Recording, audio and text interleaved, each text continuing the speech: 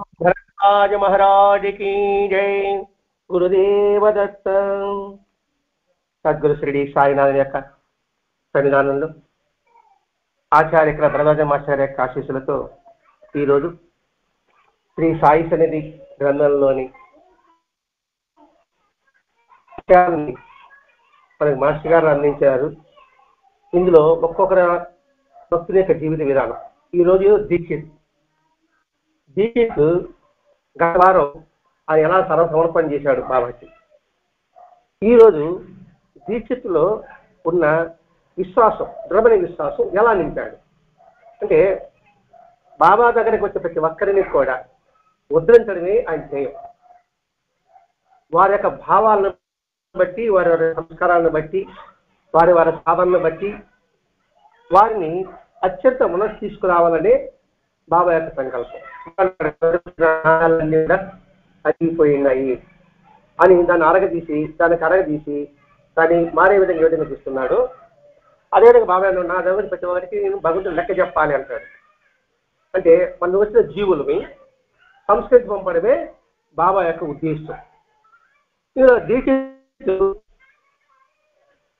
జ్వరం వచ్చింది, కాకటి జ్వరం వచ్చింది. జ్వరం వస్తే అతడు బాబా సన్నిధికి వచ్చాడు. బాబా సన్నిధికి వస్తానే అదే తగ్గిపోతున్నాడు బాబా. ఎవరికి జ్వరం ఉంది, జ్వరం వచ్చింది వస్తే ఆ తగ్గిపోతుంది, భయం లేదన్నాడు. జ్వరం వస్తే డాక్టర్ దగ్గరికి వెళ్ళాలి. బాబా దగ్గరికి వచ్చాడంటే అర్థం ఏంటి? అక్కడ సర్వవ్యాధి నివారకుడు సాయినాథుడు. నా యొక్క బాగోగులు ఆయన సర్వము చూడగలడు, రక్షించగలడు. అది కాకాజీ విశ్వాసం. అందుకే బాబా దీక్షిత్ వాడ కట్టినప్పటికీ 9 నెలలు ఒకే గదిలో ఉండమంటే ఉండగలిగాడు. అంటే అటువంటి దృఢ విశ్వాసం ఎలా కలిగిందంటే పూర్వజన్మ సంస్కారము. అంటే గజన్మ సంస్కారములు చేసిన సాధనా ఫలితంగానే మహాసన్నిధిలో వచ్చినప్పుడు వారి యొక్క అనుగ్రహం సంపూర్ణంగా మెండుగా ఉండడానికి అవకాశం ఉంటుంది అని దీక్షిత్ గారు మనకు అర్థమైనప్పుడు మనం ఇప్పుడు ఏం చేయాలి? ఇంతకుముందు ఎలా ఉన్నామో, మన సంస్కారం ఎలా ఉందో మనకు తెలియదు. ఆ సంస్కృతిక ఫలితమే మనం ఇప్పుడు అనుభవిస్తున్నాం. ఆ ప్రారంభాన్ని భగవంతుడు మనకి ఇస్తున్నాడు. మన పరీక్ష వెళ్తాము, మన రాయడానికి మార్కులు ఇస్తారు టీచరు, రాయడానికి మార్కులు వేస్తారా? అందుకే జీవితం అనేది ఒక చల్ల కాగితం. ఇప్పుడు మనం ఏం రాసుకుంటామో అదే జరుగుతుంది. ఇప్పుడు దీక్షిత్ లేకపోతే దీక్షిత్ అత్యంత భక్తి శ్రద్ధ గలవాడు అని బాబా ఎలా చెప్పగలిగాడు?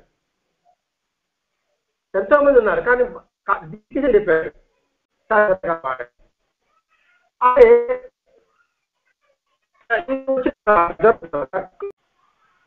డాక్టర్ వచ్చిన తర్వాత జ్వరం వస్తే రెస్ట్ తీసుకోవాలి.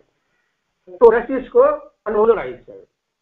అక్కడే రెస్ట్ తీసుకోలేదు, ఎందుకంటే బాబా చెప్పాడు కాబట్టి. పడుకోవాక అటుడు తిరుగు, రావకేశ్వర తిరుగు అన్నాడు. మళ్ళీ జ్వరం పెరిగింది. డాక్టర్ వచ్చాడు. డాక్టర్ వస్తే ఏడైపోయింది అంటే, నేను మందు వేసుకోకపోతే, రెస్ట్ తీసుకోకపోతే, నువ్వేదో ఆ పిచ్చి వాళ్ళు చెప్పినట్టు మాట ఇంటివి, నీకు జ్వరం ఎలా తగ్గుతుంది?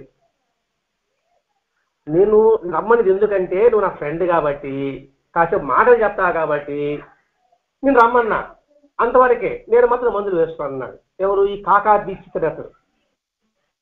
కాకా దీక్షిత్ బాబా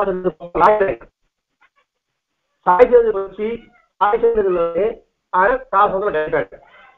అటువంటి ఆయన వచ్చినప్పుడు ఇలా వచ్చినప్పుడు మీరు కేవలం ఆయన చెప్పిన మాట వింటే మీకు జ్వరం తగ్గదు, మీ ప్రాణానికి హాని కలుగుతుంది అన్నారు డాక్టర్లు. బాబా చెప్పాడు, ఎందుకంటే నా బాగోగులన్నీ కూడా ఆయన తెలుసు. బాబా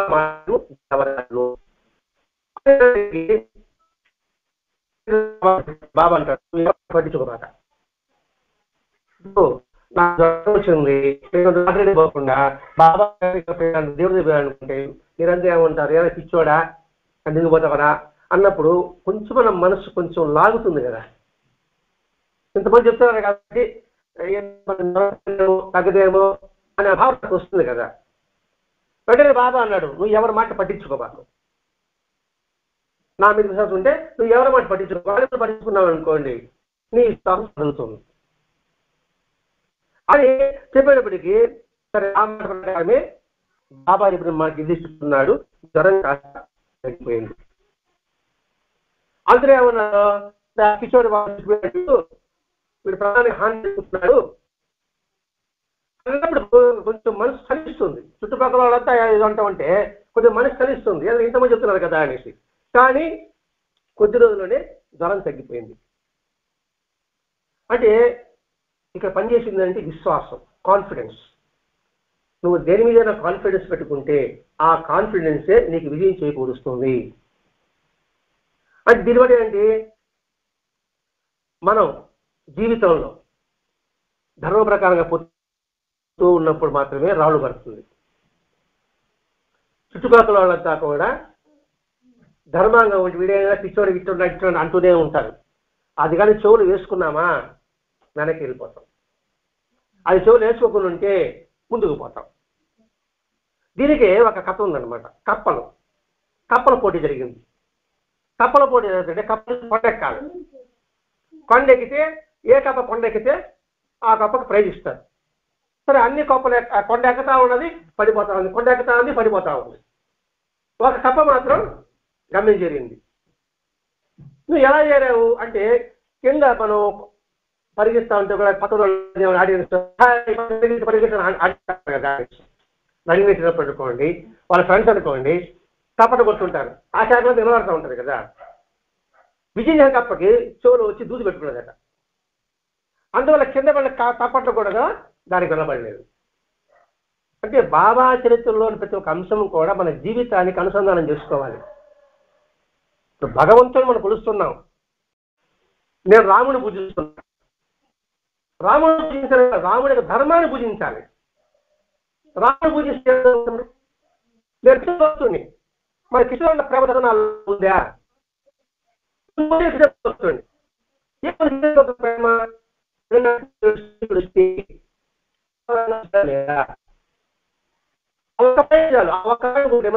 వారిని తెలుసుకోవడము. అట్లా మనం బాబాను ఆలోచించడం అంటే బాబా చదువు ఏమిటి, అందరినీ సమానంతో చూడడము, లేకుండా అందరినీ ఆదరించడము. అది నిజంగా ప్రదర్శన. ప్రతిరోజు స్వాతంత్రం జరుగుతుంటుంది.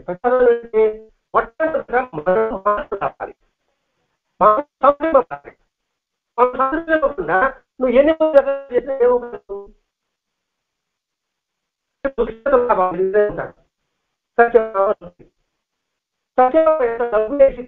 అనుకుంటుంది. మరి చూశాడా? మరి రుక్మిణి ఏం చేసింది? చిన్న తోషధర వేసింది. అంటే భగవంతుడికి ఏం కావాలి? స్వచ్ఛమైన మనసు కావాలి. అది లేకుండా స్వచ్ఛమైన మనసు లేకుండా ఇవి ఎన్ని చేసిన నిష్ప్రయోజనము. భగవంతుడు ఈ మానవ జన్మ రావడానికి ఎంతో పూర్వజన్మ ఉంటే తప్ప ఈ మానవ జన్మ రాదు. అటువంటి జన్మ పూర్వం చేస్తే మనకి మానవ జన్మ వచ్చింది. మన ఉదయాన్ని భగవంతుడు వేదాలు ఇచ్చాడు, ఉపనిషత్తులు ఇచ్చాడు, భగవద్గీత ఇచ్చాడు, పురాణాలు ఇచ్చాడు, అనేక మహాత్ములు ఇచ్చాడు, అనేక అవతార పురుషులు ఇచ్చాడు. మరి వీటి ద్వారా నువ్వు సంస్కరింపబడ్డాని.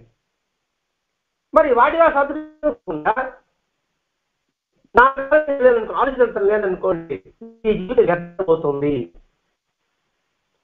అది చెప్పడం మాత్రం యొక్క ఉద్దేశం. అందుకే భావాలు ప్రతి ఒక్కరిని కూడా ఉద్ధరించబడ్డాడు. అంటే ఈ మానవులను సాధకం చేసుకోవాలి. అంటే తిన్నామా పడుకున్నామా తెల్లారిందా కాదు జీవితం. అన్ని జీవులు చేస్తాయి. అంటే 84 లక్షల జీవరాశులు ఉన్నాయి. 84 లక్షల జీవరాశులు. ఒక్కొక్క జీవుడు కొన్ని కోట్లు ఉంటాయి. అది చీమ కావచ్చు, దోమ కావచ్చు, ఇంకోటి పేరు కావచ్చు కాక. అందులో ఒక జీవరాశి మనం. మిగతా జీవరాశులకు కూడా ఆకలి ఉంది, భయం ఉంది, భోగం ఉంది, నిద్ర ఉంది, మనకి ఉంది. మనకి భగవంతుడు ఇచ్చాడు, ఆలోచన ఇచ్చాడు. థింక్ చేయండి. మరి దీన్ని ఉపయోగించలేదు అనుకోండి, మనం ఎవరితో సమానం అవుతాం? మనకి వాళ్ళు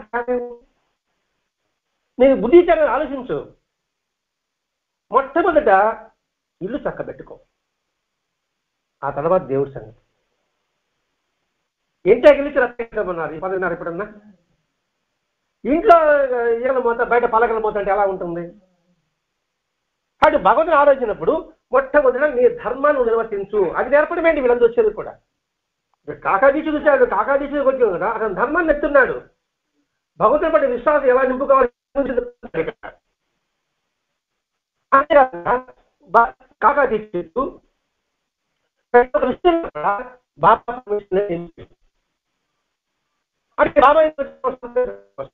మనం ఏం నేర్చుకోవాలి? మన ధర్మాన్ని నిర్వర్తించాలి. మన ధర్మాన్ని నిర్వర్తిస్తేనే భగవంతుడు సంతోషపడతాడు. ఈ పూర్వాలు ఈ ప్రసాదాలు భగవంతుడు ఇష్టపడడు. మన ధర్మం ఏది? నా ధర్మం ధర్మం, ధర్మం, ఆ ధర్మం, అన్నదమ్ములు ఈ ధర్మం పట్టింది. అలాగే మన ఇంట్లో ఏ ధర్మం ఉందో అదే పాటించాలి. ఇది తపస్సు అంటే మనం ఏమనుకోండి, తపస్సు అంటే జపమాలు తిప్పుకోవడం, కషాగుడ్డ వేసుకోవడం, ఇవి అనుకుంటారు కదా. అది కాదు తపస్సు అంటే. మన ధర్మాన్ని పాటించే తపస్సు.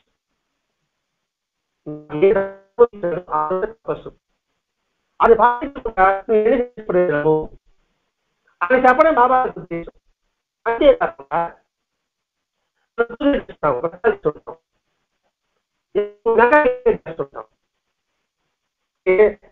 కాకుండా విగ్రహం అనుకుంటున్నాం మనం. అదే బాబా ఇది విగ్రహం చేస్తున్నాడు. అంటే అన్నిటిలోనూ నువ్వు భగవంతుని దర్శించు. ఇది పట్టమనుకోవద్దు నా యొక్క స్వరూపము అని బాబా ఈ కథ చెప్పాడు. ముక్కుకున్న తర్వాత ఆ ముక్కులు సాంగీరస్తాం. ఎట్లా మీరు చెప్తా. నేను ఈ ఊళ్ళో ఏంటి దేవుళ్ళు రేపు స్పెషల్గా ఉన్నారు కదా, అమ్మని ఉన్నారు కదా, అమ్మని పెట్టుకుంటాం. ఎందుకంటే మన అమ్మ దగ్గర ఎక్కువగా అమ్మ నీకు ఒక చీర పెడతానంటాను, నేను జాకెట్ పెడతానంట, ముక్కుంటా. ఒడ్ల షాపు పోతా, సార్ 100 రూపాయల చీర ఉందా, అమ్మనికి పెట్టాలా. జాకెట్ 10 రూపాయలు ఉందా, అమ్మనికి పెట్టాలా అని అంటానండి నేను. మీరు ఎవరని కనపడలేదు. మీరెవరు మొక్కోమన్నారు అని చెప్పాడా? మొక్కితే ఆయన ఇచ్చేప్పుడు దేవుడు ఎట్ట అవుతాడు? ఆయన వ్యాపారస్తుడు అవుతాడు. అంతే కదా. నువ్వు నాకు చేస్తే నేను ఇస్తానంటున్నామా? నేను చేస్తాను నువ్వు అంటున్నామా? మన మొక్కుబడికి ఎలా మొక్కుంటున్నామా? నువ్వు ఇస్తే నేను చేస్తా అంటుంది. అది బిజినెస్ కదా. అది చెప్తానండి బాబాయ్. ఇక్కడ మనమేం మొక్కుంటుంది తక్కువ టెంకాయలు 100 టెంకాయలు కొట్ట ముక్కుంటా, చిన్న టెంకాయ అయిపోయింది 10 రూపాయల టెంకాయ ఇరుకా అంటాను నేను. బాబా గారు చెప్తారు కదా, నీవు అడగకుండా నేనేమి ఇవ్వను. బాబా గారు చెప్తారు కదా, నీవు అడగకుండా నేనేమి ఇవ్వాలని. అడిగితే కదా ఇచ్చేది. అడుగు, అడగని చెప్తాడు కానీ నువ్వు చేస్తే ఇస్తానని చెప్పడం లేదే. అడగమంటున్నాడు కాదని చెప్పలే, అడగొద్దేమో చెప్పలే, కోరదని చెప్పడంలే. నువ్వు చేస్తే అడుగు, బాబా నాకు నా బిడ్డకు ఆరోగ్యం కావాలి, కోరుకో. నా బిడ్డకు ఆరోగ్యం ఇస్తే నేను 100 రూపాయలు టెంకాయ వేస్తా. అది చేయబాక, అది చేయబాక. అడగతో చెప్తున్నా, అడగమని చెప్తున్నా. అడగదు ఎలా వస్తుంది మనకి? అమ్మాయిని అడగది బెటర్ అంటాడు కదా.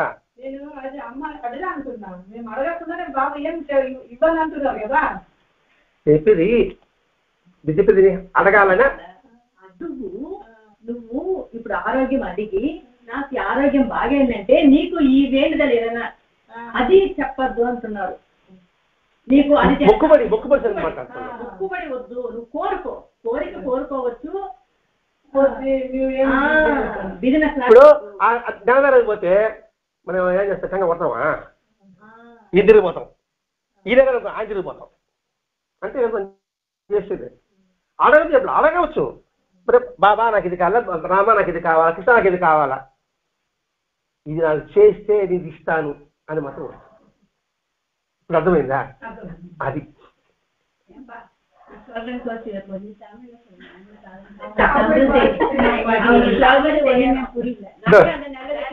நாளைக்கு அண்ணமா சொல்றாரு, அவ்வளவுதான். நான் தமிழ் தெரியாது. பாபா பத்தி ஒரு 2 அடி சொல்லுங்க, 2 வார்த்தை. நல்லதா எப்படி பண்ணாருன்னா சரி நாங்க புரிஞ்சு போறோம். சரி, நான் ஏதோ அறவை చెప్తాను. ఇప్పుడు கடவுளுக்கு ஏதாவது முக்குப்படில்ல வேடிக்கல, அது வேண்டுனா நான் மறந்துட்டேன். யாரு சொல்லுமா? வேண்டல் செய்து மறந்துட்டேன். இப்ப எனக்கு உடம்பு சரியில்லை, எனக்கு வேணும், நல்லா ஆகணும், எனக்கு உடம்பு நல்லாச்சுன்னா உங்களுக்கு 101 தேங்காய் உடைக்கிறேன், அது மாதிரி வேண்டுதல் வேண்டாம். எனக்கு ஆரோக்கியத்தை கொடுங்க அப்படின்னு வேணுங்க.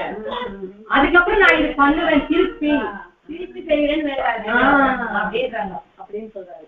யாருமே அந்த மாதிரி கேட்கறது கிடையாது. அது யாருமே கேட்கறதில்ல, நம்ம கேட்கலாம், அவ்வளவுதான். அவருக்கு நம்மளுக்கு என்ன இருக்க? ஸ்கூலுக்கு போனா நீ பாஸ் பண்ணணும், அவர் படிக்க மாட்டேன், நீ படிக்க மாட்டியா, நீ படிக்கல என்னம்மா, அதுதான் அவரு நம்மளுக்கு எதுக்க? இப்ப நான் சொன்னேன்ல பாட்டி, நான் பெருமாளுக்கு வேண்டிக்கிட்டேன் படியேறு வரேன்னு, நான் ஒரு கோரிக்கை வச்சேன், அது நிறைவேற நான் படியேறு வரேன்னு 2 நாளுக்கு முன்னாடி சொன்னேன்ல, அது மாதிரி வேண்டாம்னு சொல்றாங்க. பாபாக்கு அதெல்லாம் வேண்டக்கூடாது. பாபா யாருக்கு கேட்க மாட்டேங்காது. நீங்க எது வேணும் அது பிசினஸ் ஆகும், இல்ல பிசினஸ் ஆகும்.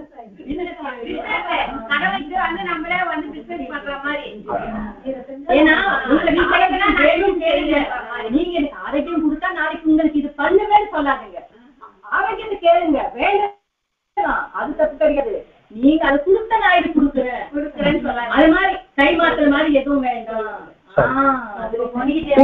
கேக்குறீங்க அதனால தாதா கிட்ட உரிமையா కేళ్ళేడు.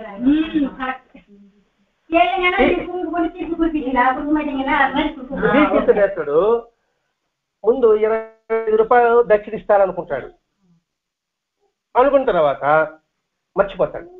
పూజ అయ్యేటప్పుడు ఈ తాంబూలంలో 25 రూపాయలు పెడతాను అనుకున్నాడు, అనుకుని వచ్చా 25 రూపాయలు పెట్టాలని, మర్చిపోయేసి పూజ చేసా. వెంటనే బాబా దగ్గరికి పోతానే, అరే బాబా 25 రూపాయలు ఈ మాల కోరుతుందని అడిగాడు. తమ్ముడు చెప్పండి.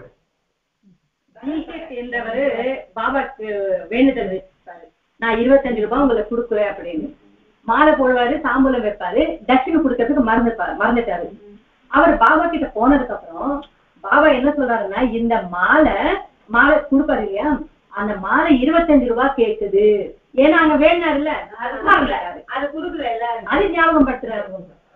అప్పుడే అనుకోవాలి, ఇది పటం అనుకోవాలన్నా ఆయన ఉన్నాడు అనుకోవాలన్నా. அப்ப இது பட்டம் நினைக்கிறாங்க. அவர் அங்க உட்கார்ந்து இருக்கிறாரு, வீட்டுல நினைச்சாரு, வீட்டுல போட்டோ கிட்ட நினைச்சாரு, நான் உங்களுக்கு 25 ரூபாய் கொடுக்கணும் அப்படின்னு மறந்துட்டாரு. பாபா கிட்ட வந்த பிறகு பாபா கேட்டாரு, அப்ப வீடு எங்க இருக்கு, பட்டம் எங்க இருக்கு, பாபா எங்க இருக்காரு. అప్పుడు మనం ఏం చేయాలి? ఏ పటమైనా సరే, అది రాముడు కావచ్చు, కృష్ణుడు కావచ్చు, వినాయకుడు కావచ్చు, ఎవరైనా కావచ్చు కాక, వాళ్ళు ఉన్నారనే భావనతో చెయ్యాలని బాబా చెప్పడం. బాబాకి ఎందుకు 25 రూపాయల? ఆయన భిక్షగాడు, ఆయన తీసుకున్నాడు. ఆయనకి ఎందుకు డబ్బు? నువ్వు చేసే పని మర్చిపోతున్నారా నువ్వు? అది నువ్వు పటం అనుకుంటున్నావు కాబట్టి అది పటం కాదు అని బాబా చెప్పడం. బాబా చెప్పడం మన సంతృప్తిస్తున్నాడు. ఇప్పుడు వినాయకుని పూజిస్తున్నాం, లక్ష్మిని పూజిస్తున్నాం, సరస్వతిని పూజిస్తున్నాం, వాళ్ళు ఏది పటం అనుకుంటున్నాం. ఆ సరస్వతి, ఆ లక్ష్మికి అంతరార్థం తెలుసుకొని పూజించండి. అది పటం మాత్రం కాదు, మేము మీ మీద అనుగ్రహంతో మేము ఇక్కడ మీకు దర్శనం ఇచ్చాము అని చెప్పడం బాబా ఉద్దేశం. అది దానికి ఎందుకు 25 రూపాయలు? అదేవిధంగా నైవేద్యం పెట్టడం మర్చిపోయాడు, అన్ని పెట్టేస్తున్నాం. ఒక్కోసారి మనం నైవేద్యం పెట్టి మర్చిపోతాం, అది గుర్తు చేస్తున్నాడు బాబా. అంటే నువ్వు ఏం పని చేసినా మెకానిక్ చేయబాకండి. లివ్ ఇన్ ప్రెజెంట్, వర్తమానంలో ఉండండి. మనం పాస్ట్ లో ఉంటున్నాం, ఫ్యూచర్ లో ఉంటున్నాం, ప్రజెంట్ లో ఉన్నాం. పెట్టేస్తాము మనకు కానీ ఎక్కువ ఆవేశం వస్తే మొహం కనపడే పెద్ద బొట్టు పెట్టేస్తాం, భక్తి ఎక్కువైపోతుంది అనమాట. మనం ముఖం మీద బొట్టు పెట్టుకుంటే మనం ఎక్కడ కాకపోతే మనకు తిరిగి అన్నమాట. ఆయన ఉన్నాడు, ఆయన కూర్చొని ఉన్నాడు.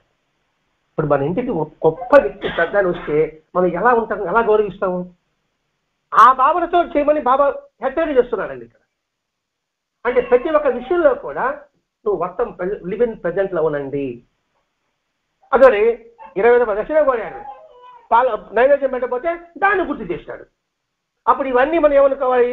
ఈ దత్తాత్రేయుడు, సాయిబాబా అంటే వీళ్ళు మన మీద అనుకున్నందుకు ఈ రోజు ఇక్కడికి వచ్చారు వాళ్ళు.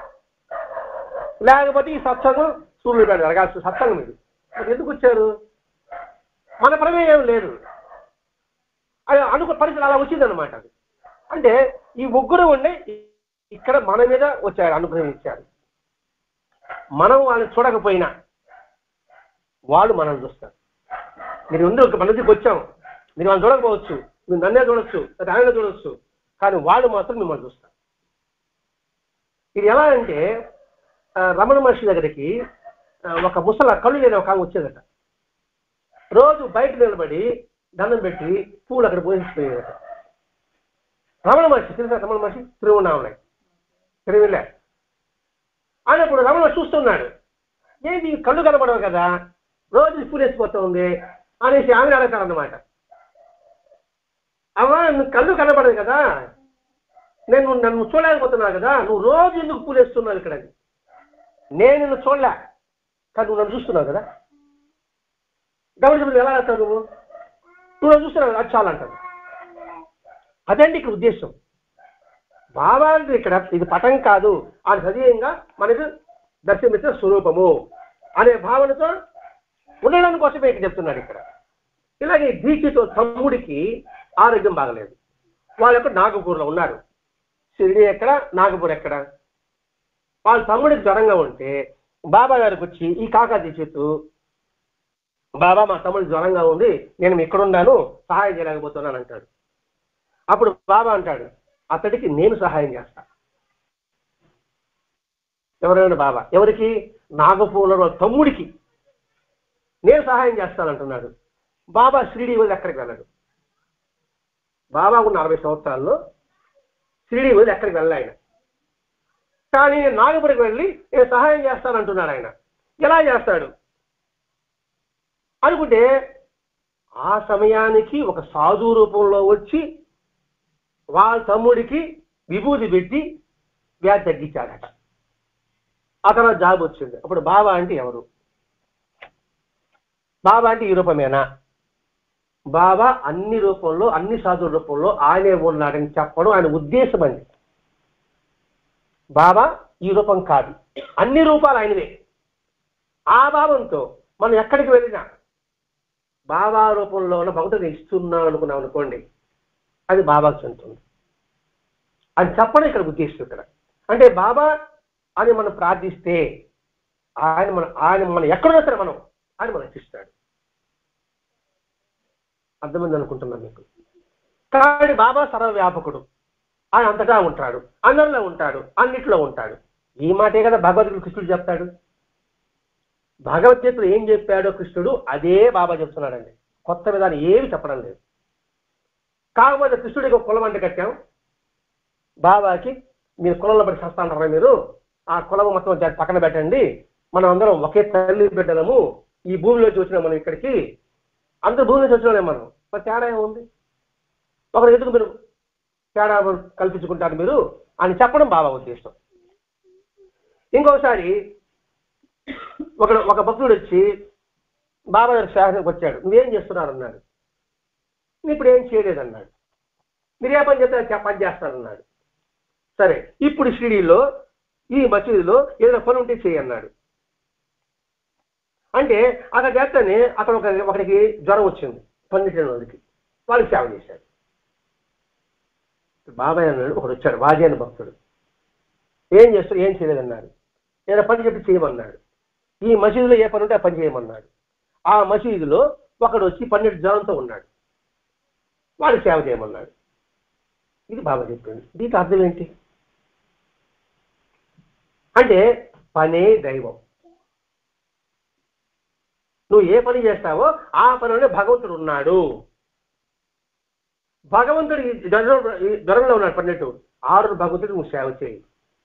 నాకు వచ్చి పర్సనల్గా నా కాళ్ళు తీసుకుపడలేదు. అది ఇక్కడ బాబా ఉద్దేశం. అంటే ఏమిటి?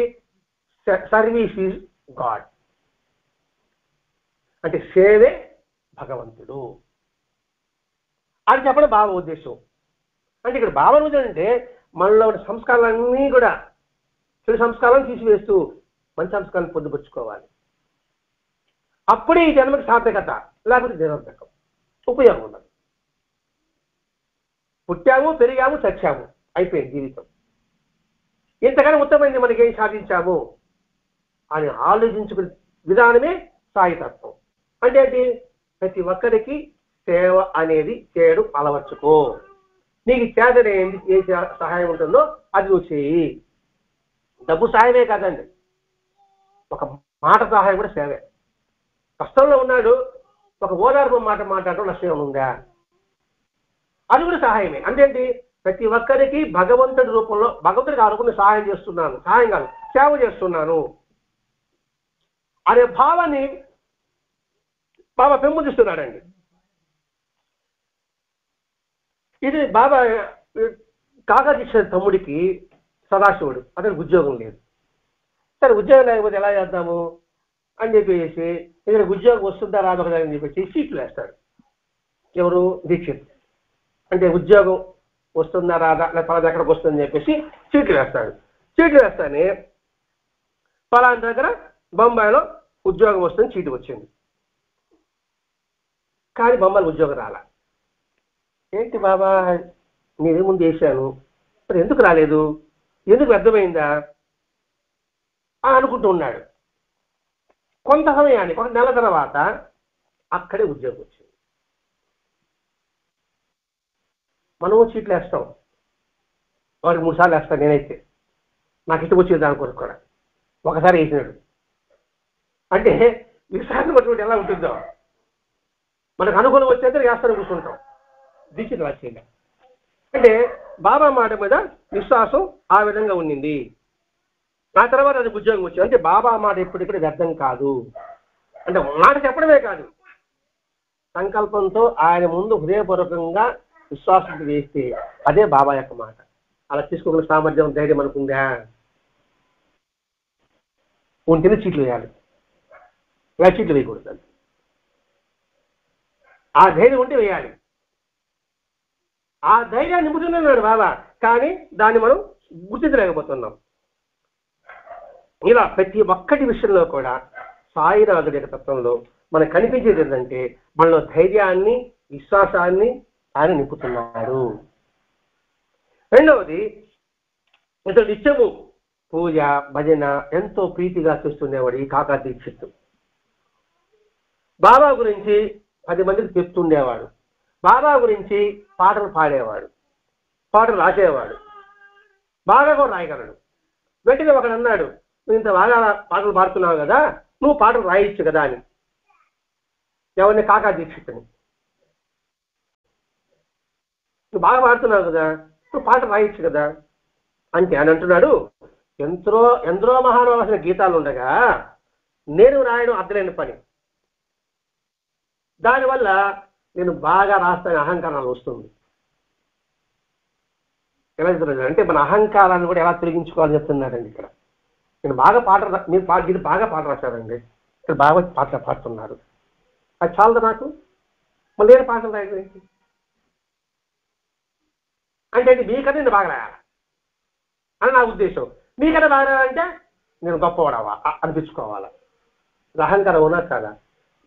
అహంకారం భగవంతుడికి పనికిరాదు. ఆ అహంకారం అనే కదా హిరణ్యకశిపుడు, రావణాసురుడు ఏమయ్యారా? మళ్ళీ ఎంతో గొప్ప తపస్సంపన్నుల వాళ్ళ. కాబట్టి అహంకారాన్ని నువ్వు విసర్జించు. ఈ దీక్ష చేయడు, నేను రాయను, ఎందుకంటే నా అహంకారం వస్తుంది అన్నాడు. కానీ అది మనమైతే, అది నేనైతే, ఆలోచించు, అది రాస్తున్నాడు. నేనైతే అది రాస్తా, పోటీ కదా, నీకన్నా బాగా పాడాలా, నీకన్నా బాగా రాయాలా. ఆ పోటీ మీద దృష్టి ఉంటుందే కానీ భక్తి మీద ఉండదు. అదే రమణ మహర్షి దగ్గరికి ఒకరు వస్తాడు. ఒక వచ్చి నేను త్యాగయ్యలాగా, అన్నమయ్యలాగా, రామదాసులాగా నేను పాడి తరించాలి అంటుంది. నేను పాడి వాళ్ళు తరించారు కదా, పాడి తరించాలంటుంది. అప్పుడు ఆయన అంటాడు, వాళ్ళు ధరించి పాడారు. పాడి తరించాలి కాదు, తరించి పాడారు. అంటే భావంగా పాడారు కాబట్టి వాళ్ళు తరించారు. నీ దృష్టి అంతా కూడా తరించి మీద ఉంది అంటే ఏమిటి? అందరూ మెచ్చుకోవాలని దీని దృష్టి ఉంది. అది అందరికి రచిత ఉన్నాడు. మనకి అటువంటి పేరు వచ్చేంత వరకు మనకు నిద్రపడదు. కానీ దీక్షితు ఆ విధంగా చేయలేదు. తన్మయత్వంతో హృదయపూర్వకంగా గానం చేశాడు. బాబా కూడా అలా చేసేవాడు. కాబట్టి ఇక్కడ మనలో కొంచెం టాలెంట్ బాగా తరగతాని, అది చదవడం కావచ్చు, పాట కావచ్చు, అందరూ మనం మెచ్చుకునేంత వరకు మనం నిద్రపడదు. అందరూ మనం మెచ్చుకోవాలి. మనం ఇతరుల కోసమే జీవిస్తున్నాం. ఎట్లా అంటే నేను వేసుకున్న గుడ్డ కూడా సరే, ఇతడు బాగుంటాడంటే నాకు సంతోషం. అందుకోసంగా నేను దాన్ని చూస్తా. నేను పెద్ద పట్టు కట్టుకోని అనుకోండి, ఎవరికి అడగలేదు అనుకోండి, నాకు బాధగా ఉంటుంది. ఏరా 10,000 రూపాయలు పంచి కట్టుకొచ్చాను మా బడ ఒక్కరు కూడా అడగలేదని ఉంటుంది విడదా మరి ఫీజు అంటే గడ్డి. కాబట్టి మన కోసం మనం జీవిద్దాం, మన కోసం మనం చదివిద్దాం. ఇది బాబా యొక్క ఉద్దేశం అండి. షిరిడీ సాయినాథుడు రావడానికి కారణం ఏంటంటే మనలో మంచి సంస్కారాన్ని నెలకొల్పాలి. మనిషిగా జీవించండి, మానవత్వం కలిగి ఉండండి, ప్రేమతత్వం పెంపొందించుకోండి, ఇచ్చిన మాటని తప్పకుండా తీర్చండి. నువ్వు ఏ పని చేసినప్పటికీ కూడా మెకానికల్గా చేయవద్దు. వాళ్ళు ఉన్నారు, సజీవంగా ఉన్నారన్న భావనతో చేయండి. మన అన్నమయ్య సినిమా చూసాము, రామయ్య, రామదాసు, ఇవన్నీ సినిమా చూస్తుంటాం కదండి. మరి వాళ్ళు ఎలా ఉన్నారు? వాళ్ళు ఆ భావాన్ని పెంపొందించుకోవడం కోసమే బాబా అవతరణ. కాబట్టి మన జీవితంలో మన ధర్మాన్ని మనం పాటించుకుంటూ సత్యం వైపు, నిజం వైపు మన ప్రయాణం సాగించుకుంటూ వెళ్ళడమే బాబా యొక్క సాంప్రదాయం. మనకు చేతనైనంత వరకు ఎదుటి వారికి తోడ్పడడం. అది మాట సహాయం కావచ్చు, మాట కూడా సహాయమే. ఎదుటి వారి పట్ల గౌరవభావంతో ఉండడం, మనిషిగా జీవిస్తూ మానవత్వాన్ని పెంపొందించుకుండడమే చెప్పడమే బాబా యొక్క ఉద్దేశం అండి. ఇది ఈ దీక్ష ద్వారా మనకి కొద్దిగా మనకి తెలియజేశాడు. ఇది బాబా యొక్క తత్వం. ఈ తత్వాన్ని ఇంటింటా అందరికి పంచాలని ఈయన భరద్వాజ మాస్టర్ గారు ఐఏఎస్ పాస్ అయినప్పటికీ కూడా కలెక్టర్ ఉద్యోగానికి వెళ్లకుండా ఒక ప్రొఫెసర్గా చేరి, ఇంగ్లీష్ ప్రొఫెసర్గా కాలేజీలు చేరి పిల్లలలో నైతికులను పెంపొందించాలని బాబా గురించి చెప్పలేదు. ముందు నైతికులు పెంచుకోవాలి, తల్లిదండ్రుల పట్ల గౌరవం పెంచుకో, సాటి వారి జీవుల పట్ల నువ్వు ప్రేమభావం వహించు అని చెప్పడం ఈయన ఒక ఉద్దేశం అండి. ఆయన చెప్పడం వల్ల ఆయన ప్రతిరోజు ప్రతి ఇంటింటా కూడా ఇలా సత్సంగం ద్వారా నైతికులు పెంచుకుంటూ మన ధర్మాన్ని పాటించడమే మనం చేయవలసింది. అది బాబా చెప్పింది. స్వస్తి. శ్రీ సచిదానంద సద్గురు సాయినాథ్ మహారాజ్ కీ జై. సద్గురు భరద్వాజ్ మహారాజ్ కీ జై. గురుదేవ దత్త.